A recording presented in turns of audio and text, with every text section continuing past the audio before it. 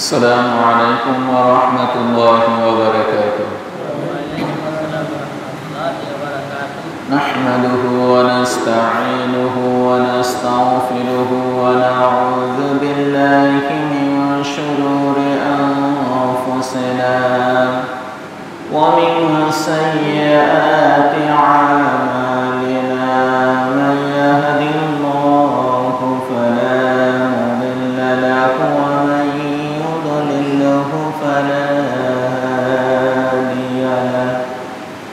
ونشهد أن لا إله إلا الله وحده لا شريك له أرسله بالحق بشيرا ونذيرا وداعيا إلى الله بإذنه وسراجا منيرا.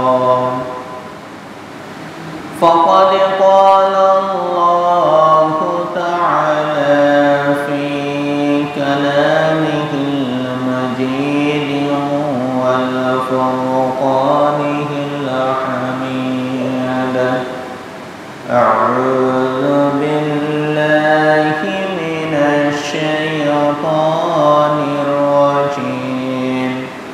بسم الله الرحمن الرحيم.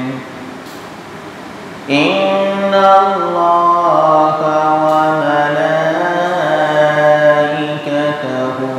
يصلون على النبي يا أيها الذين آمنوا صلوا عليه وسلموا تسليما. اللهم صل على محمد وعلى آل محمد كما صليت على إبراهيم وعلى آل إبراهيم إنك حميد مجيد. اللهم بارك على محمد وعلى آل محمد كما باركت على إبراهيم وعلى آل إبراهيم إنك حميد مجيد. بلغ العلا بكماله كشف الدجى بجماله حسنت جميع خصاله صلوا. بلغ العلا بكماله كشف الدجى بجماله حسنت جميع خصاله صلوا عليه وآله. سلموا يا حبيبنا صلوا على صدر الأمين مصطفى ما جاء إلا رحمة للعالمين. সম্মানিত মুসলিম ইকরাম, আমরা সেই মহান রবের নিকট লাখ কোটি শুকর আদায় করছি যে মাহবুদ আমাদেরকে অত্যন্ত দয়া করে মায়া করে হাজারো অসংখ্য মানুষ থেকে বাছাই করে মুষ্টিমেয় কয়েকজন ব্যক্তিকে সকলের আগে আসার এবং বসার তৌফিক দিয়েছেন। আমরা সেই মহান রবের নিকট কালিমাতুশ শুকর গুজার করছি, আলহামদুলিল্লাহ। আজকে যে বিষয়টা আলোচনা করব সেটা হচ্ছে দান খয়রাত করা প্রসঙ্গে এবং জিহাদের ব্যাপারে দুই একটা কথা বলবো। যারা আল্লাহর রাস্তায় দান করে এরা হচ্ছে আল্লাহ তাআলার প্রিয় পাত্র। আল্লাহ তাআলা এদেরকে ভালোবাসে। এখন আমরা যারা দান করব, কোথায় দান করব এবং কি জিনিস দান করব, কিভাবে দান করব, দানের যে টাকা পয়সা ওটার আয়ের উৎস এবং ওটা ব্যয়, আমি কোথায় টাকাগুলো দান করব সেই ব্যাপারে আল্লাহ তাআলা কোরআনের মধ্যে স্পষ্টভাবে জানিয়ে দিয়েছেন। বিশেষ করে এই ঘটনা ঘটছে হযরত আমির ইবনে নূহ নামে একজন সাহাবী ছিল। তিনি আসি আল্লাহ রাসূলকে প্রশ্ন করছে, ইয়া রাসূলুল্লাহ, আমি আমার যে ধন সম্পদ আছে, আমি এই ধন সম্পদগুলা কার জন্য ব্যয় করব? তখন এই সাহাবী যখন এই প্রশ্ন করছেন, তখন মহান রব্বুল আলামিন এই কোরআনের আয়াত নাযিল করে জানিয়ে দিয়েছে যে তোমার দান করার পাত্রগুলা কি কি, কাকে দান করা উত্তম। পর্যায়ক্রমে আল্লাহ তাআলা সেগুলা বর্ণনা করেছেন। আল্লাহ তাআলা বলেছেন, আল্লাহ তাআলা বলতেছেন, ইয়াসআলুনাকা মাযা ইউনফিকুন, ইয়াসআলুনাকা, তারা আপনাকে জিজ্ঞাসা করে, তারা আপনাকে প্রশ্ন করে, মাযা ইউনফিকুন, আমরা কোথায় ব্যয় করব, কোথায় ব্যয় করব, আমাদের ব্যয় করাটা কেমন হবে। যখন ওই সাহাবী প্রশ্ন করছে, ইয়া রাসূলুল্লাহ, আমাদের ব্যয়ের খাতগুলা কোথায় কোথায় হবে, তখন আল্লাহ তাআলা এই কথা স্পষ্টভাবে বলে দিয়েছেন, কুল মা আনফাকতুম, যে তোমরা ব্যয় করবে মিন খয়রিন, ভালো কাজে। এখন ভালো কাজগুলা কি? আল্লাহ তাআলা এক নম্বরে বলছেন ফালিল ওয়ালিদাইন, তোমরা তোমাদের পিতা মাতার জন্য ব্যয় করবে। এক নম্বরে কিন্তু এই কথাটা বলছে যে পিতা মাতার জন্য ব্যয় করতে। এখন পিতা মাতা, তাদের জন্য তাদের সেবা শুশ্রূষা থেকে শুরু করে তাদের খাবার দাবার, তাদের পোশাক আশাক থেকে যা কিছুর প্রয়োজন সব কিছু সন্তান তার মা বাবার জন্য এগুলা ব্যয় করতে হবে। কিন্তু দুর্ভাগ্যবশত দেখা যাচ্ছে আমাদের সমাজের মধ্যে এরকম কিছু সন্তান রয়েছে যারা পিতা মাতাকে খাবার পর্যন্ত দেয় না, তাদের সেবা শুশ্রূষা করে না, তারা অসুস্থ হলে পরে তাদেরকে যেভাবে চিকিৎসা দেওয়া দরকার সেভাবে দেয় না। কিন্তু সে টাকা পয়সা কুক্ষিগত করতেছে, ব্যাংক ব্যালেন্স করতেছে, পিতা মাতার খোঁজ খবর নেয় না, তাদেরকে খাবার দাবারের ব্যবস্থা করে না, তাদের সেবা শুশ্রূষা করে না।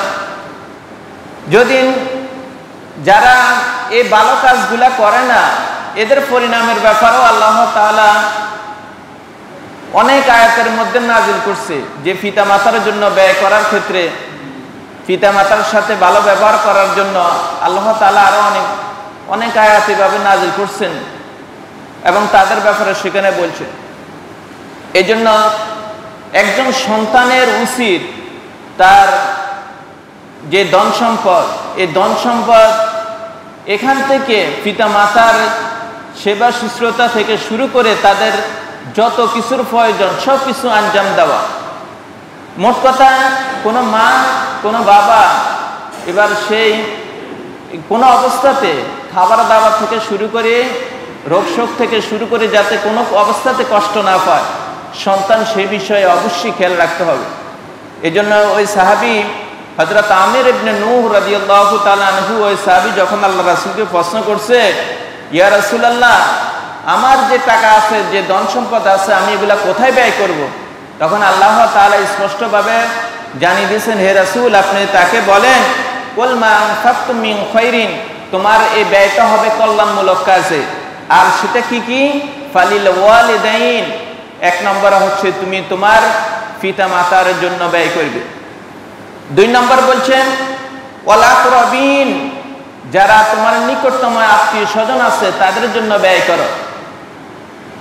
এটা অত্যন্ত সওয়াবের যে পিতা মাতার পরে নিকট আত্মীয় স্বজন, ভাই বেরাদার, এরপরে নিকটতম আত্মীয় স্বজন যারা রয়েছে তাদের জন্য ব্যয় করা, এটা হচ্ছে সওয়াবের, এটা অত্যন্ত সওয়াবের। নিকট আত্মীয় বলতে এখানে নিজের সন্তান সন্ততি পরিবার পরিজন এদের জন্য। আল্লাহ রাসূল বলছেন যে কেউ যদি পরিবারের জন্য খরচ করে, এটাও কিন্তু তার একটা সদকার সওয়াব তার আমলনামা লেখা হবে।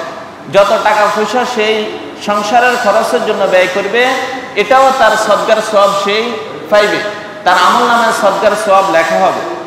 তাহলে বোঝা যাচ্ছে যে পিতা মাতার পরে আমরা যাদের জন্য খরচ করব, সেটা হচ্ছে আমাদের নিকটতম আত্মীয় স্বজন যারা রয়েছে, তাদের জন্য আমরা ব্যয় করব।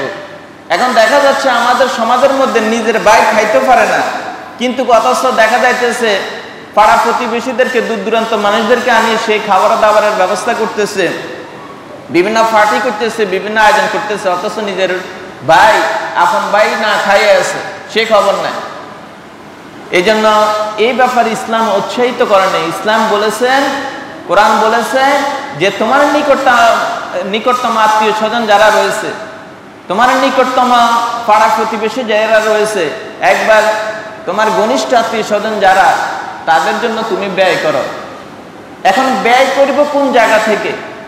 ব্যয় করতে হবে আপনার পারিবারিক খরচের পরে উদ্বৃত্ত টাকা যেগুলো রয়েছে, সেগুলোর পর মা বাবার ভরণ পোষণের পরে, এরপরে উদ্বৃত্ত টাকা আপনি এবার আপনার এই নিকটতম আত্মীয় স্বজন যারা রয়েছে তাদের জন্য ব্যয় করেন, তাদের জন্য আপনি দান করেন। 2 নম্বর, তাহলে আমাদের নিকটে স্পষ্ট হয়ে গেছে ব্যয়ের খাত আমরা কোন জায়গার মধ্যে আল্লাহর রাস্তায় দান করব। 1 নম্বর বলা হয়েছে পিতা মাতার জন্য, 2 নম্বর বলা হয়েছে নিকটতম আত্মীয় স্বজনের জন্য, 3 নম্বর বলা হয়েছে ওয়াল ইয়াতামা, যারা ইয়াতিম রয়েছে, যারা মিসকিন রয়েছে, যারা অসহায় রয়েছে, এই ইয়াতিমদের জন্য তোমরা ব্যয় করো। ইয়াতিমদের জন্য নিজের সাধ্য অনুযায়ী যতটুকু পারো তোমরা ব্যয় করো। কিন্তু এখন দেখা যাইতেছে অনেকে যে এই কেউ যদি মারা যায়, মারা যাবার পরে তার সন্তানগুলা থাকার পরে তার নিকট আত্মীয় যারা আছে, যারা তাদেরকে দেখাশোনা করার কথা, দেখা যাইতেছে এই সন্তানের নাম নিয়ে টাকা পয়সা যা আছে এরা নিজেরাই এগুলা খাই ফেলায়, ও সন্তান এতিম অসহায় এদেরকে দেয় না। এরকমের অনেক অপমান রয়েছে। এজন্য এরকমের কাজকর্ম করা যাবে না। এরকমের যদি কেউ করে তাহলে আল্লাহ তাআলা স্পষ্টভাবে জানিয়ে দিয়েছেন সে তার পেটের মধ্যে আগুন ছাড়া অন্য কিছু প্রবেশ করাচ্ছে না। তাহলে বোঝা যাচ্ছে যে আমরা যে দান করব, দানের 3 নম্বর যে স্তর সেটা হচ্ছে ইয়াতিম। যারা ইয়াতিম রয়েছে, ইয়াতিমদেরকে আমরা দান করব আমাদের সাধ্য অনুযায়ী, যতটুকু পারি আমরা দান করার চেষ্টা করব। 4 নম্বর বলা হয়েছে ওয়াল মাসাকিন, যারা মিসকিন তাদের জন্য তোমরা ব্যয় করো। মিসকিন যারা গরিব, অসহায়, দুস্থ, এই সমস্ত ব্যক্তিদেরকে সে আমরা দান করব। আমাদের সমাজের মধ্যে, আমাদের এলাকার মধ্যে যারা এরকমের গরিব রয়েছে, মিসকিন রয়েছে, যার ভরণ পোষণের সব ব্যয়ভার বহন করার পরে উদ্বৃত্ত যে টাকা রয়েছে সে আবার দান করতে চায়, তাহলে দান করার জন্য সেই ইয়াতিমের পরেই যারা মিসকিন রয়েছে, যারা অসহায়, যারা দুস্থ, এদেরকে তারা দান করবে। তাহলে আল্লাহ তাআলা এখানে স্পষ্টভাবে জানিয়ে দিচ্ছেন আমাদের ব্যয়ের খাতগুলো। এরপরে আছেন 5 নম্বর ওয়াবনিস সাবিল, যারা মুসাফির তাদের জন্য ব্যয় করা। কেউ যদি মুসাফির হয়ে যায়, যারা এই দূর দূরান্ত জায়গা থেকে আগমন করে, এখন তার অর্থ সম্পদ শেষ হয়ে গেছে বা তার টাকা পয়সা এখন হাতে নাই, সে চলার মতন বা ভ্রমণ করার মতন তার সম্পদ ফুরিয়ে গেছে, এই সমস্ত অসহায় মানুষদেরকে, এই সমস্ত মুসাফিরদেরকে দান করার কথা আল্লাহ তাআলা বলে দিয়েছেন। তাহলে আল্লাহ তাআলা আমাদেরকে বলে দিয়েছেন যে আমরা দান করব কাদেরকে, কারা কারা দান করার পাত্র, যে আমাদের খরচ করা, আমাদের ব্যয় করা, সম্পদ ব্যয় করা কাদের জন্য করব। এই জন্য আল্লাহ তাআলা 1 নম্বরে বলছেন তুমি সর্বপ্রথম তোমার ধন সম্পদ ব্যয় করবা তোমার মা বাবার জন্য, 2 নম্বর ব্যয় করবা তোমার নিকট আত্মীয় স্বজনের জন্য, 3 নম্বরে ব্যয় করবা ইয়াতিমদের জন্য, 4 নম্বরে ব্যয় করবা মিসকিনের জন্য, 5 নম্বরে ব্যয় করবা যারা মুসাফির তাদের জন্য। তাহলে ব্যয়ের খাতগুলা, আমাদের সম্পদের আয়ের যে উপার্জনের যে টাকা কোথায় কোথায় আমরা ব্যয় করব, সে ব্যয়ের খাতগুলা আল্লাহ তাআলা স্পষ্টভাবে এই আয়াতের মাধ্যমে জানিয়ে দিয়েছে। ওয়ামা তাফআলু মিন খায়রিন, আল্লাহ তাআলা বলতেছেন, আর যে ব্যক্তি এভাবে কল্যাণমূলক কাজ করে, ফাইন্নাল্লাহা বিহি আলিম, নিশ্চয়ই আল্লাহ তাআলা তার ব্যাপারে ভালো করে অবগত আছেন। যে ব্যক্তি আল্লাহ তাআলার সন্তুষ্টির জন্য ব্যয় করে, এই কল্যাণমূলক কাজ করে, এই নেককারমূলক কাজ করে, তার ব্যাপারে আল্লাহ তাআলা ভালো করেই জানা আছে। তাহলে আমরা এবার চিন্তা করব যে আমাদের যে টাকা পয়সা আমরা উপার্জন করি, এই উপার্জন করার পর আমরা কিভাবে ব্যয় করব, কোথায় কোথায় ব্যয় করলে উত্তম হবে, ভালো হবে, সেটা আল্লাহ তাআলা এই 5টা জায়গার কথা উল্লেখ করে আমাদেরকে স্পষ্ট করে জানিয়ে দিয়েছে। আমরা সেইভাবে ইনশাআল্লাহ ব্যয় করব। এরপরে মহান রব্বুল আলামিন বলতেছেন, কুতিবা আলাইকুমুল কিতালু, তোমাদের জন্য যুদ্ধ করা ফরজ করা হয়েছে। ওয়া হুয়া কুরহুল লাকুম, যদি না এটা তোমাদের জন্য অপছন্দের, যুদ্ধ করাটা তোমরা পছন্দ করো না। যুদ্ধ করা আল্লাহর রাস্তায়, যুদ্ধ করা আল্লাহর জমিনে আল্লাহর দ্বীন বাস্তবায়ন করার জন্য কাফের মুশরিকের মুখোমুখি হওয়া, নিজের স্বদেশকে টিকিয়ে রাখার জন্য, নিজের মাতৃভূমিকে টিকিয়ে রাখার জন্য, নিজের ঈমান আব্রু সব ঠিক রাখার জন্য, দ্বীনকে ঠিক রাখার জন্য কাফের মুশরিকদের সাথে এইভাবে লড়াই করা। এই জন্য আল্লাহ তাআলা বলতেছেন, আমি তোমাদের জন্য যুদ্ধ করার ফরজ করছি, কিন্তু এটা তোমরা অপছন্দ করো, এই জিনিসটা তোমরা পছন্দ করো না। কারণ মানুষের নিজেদের সবচেয়ে মূল্যবান যে জিনিস, সেটা হচ্ছে তার জান। যুদ্ধের ময়দানে সে যখন পতিত হবে, তখন তার ফান যাবার সম্ভাবনা বেশি থাকে। কে বাঁচবে আর কে মরবে সেটা কেবলমাত্র আল্লাহ তাআলাই জানে। এই জন্য এই যুদ্ধের ময়দানে সে নিজে ফিরে আসতে পারবে কিনা সেটা বলা যায় না। এই ভয়ে অনেকে এই যুদ্ধ করাটাকে অপছন্দ করে, কিন্তু আল্লাহ তাআলা বলতেছেন, অথচ আমি তোমাদের জন্য এই যুদ্ধকে ফরজ করে দিয়েছি। ওয়া আসা আন তাকরাহু শাইয়া, যে হতে পারে যে তোমরা যে জিনিসটা অপছন্দ করতেছ, ওয়া হুয়া খায়রুল লাকুম, অথচ এটার মধ্যে তোমাদের জন্য কল্যাণ রয়েছে। এখন যুদ্ধ করাটা, আল্লাহর রাস্তায় জিহাদ করাটাকে তোমরা অপছন্দ করতেছ, কিন্তু হতে পারে এরকমই এই যুদ্ধের দ্বারা তোমাদের আল্লাহ তাআলা বিশাল ভূমি তোমাদেরকে দান করতে পারেন, বিশাল গনিমত তোমাদেরকে দান করতে পারেন। তোমরা এখনো যদি ওই যুদ্ধের কারণে সাময়িকভাবে কিছু ক্ষয়ক্ষতি হয়, কিছু মানুষ মারা যায়, কিন্তু পরবর্তীতে দেখা যাবে তোমরা শান্তির এক নিবাস কায়েম করতে পারবে। এই জন্য আল্লাহ তাআলা বলতেছে, ওয়া আসা আন তাকরাহু শাইয়া, যে হতে পারে এরকম যে আশা করা যায় যে তোমরা যে জিনিসটা অপছন্দ করতেছো, ওয়া হুয়া খায়রুল লাকুম, এটা তোমাদের জন্য কল্যাণকর হবে। এর মানে আল্লাহ তাআলা এটা বুঝাইছেন যে তোমরা এখন যুদ্ধ করতে চাও না, কিন্তু যদি যুদ্ধ করো, এই যুদ্ধের মাধ্যমে আমি তোমাদেরকে বিজয় দান করব। যুদ্ধের মধ্যে তোমরা যদি ঈমানী মানসিকতা নিয়ে আমার উপর তাওয়াক্কুল করে এবং আমার সাহায্য কামনা করে যদি না আমার পথে জিহাদ করো, আমার পথে যুদ্ধ করো, অবশ্যই আমি তোমাদেরকে এমন এক বিজয় দান করব যেটার দ্বারা তোমরা এই জমিনের মধ্যে সম্মানিত হবে এবং উচ্চ মর্যাদায় তোমরা খুঁজতে পারবে। ওয়া আসা আন তুহিব্বু শাইয়া, আর তোমরা যেটা, আর হতে পারে যে এরকম যে তোমরা যে জিনিসটাকে পছন্দ করো, ওয়া হুয়া শাররুল লাকুম, অথচ সেটা তোমাদের জন্য অকল্যাণকর। মানে তোমরা যুদ্ধ পছন্দ করো না, যুদ্ধকে ভালোবাসতেছে না, কিন্তু আল্লাহ তাআলা বলতেছে, ওয়া আসা আন তুহিব্বু শাইয়া, তোমরা যে জিনিসটাকে খুবই ভালোবাসো, মানে যুদ্ধ করতে চাও না, ওয়া হুয়া শাররুল লাকুম, এটা তোমাদের জন্য অকল্যাণকর, এটা তোমাদের জন্য মঙ্গল নয়।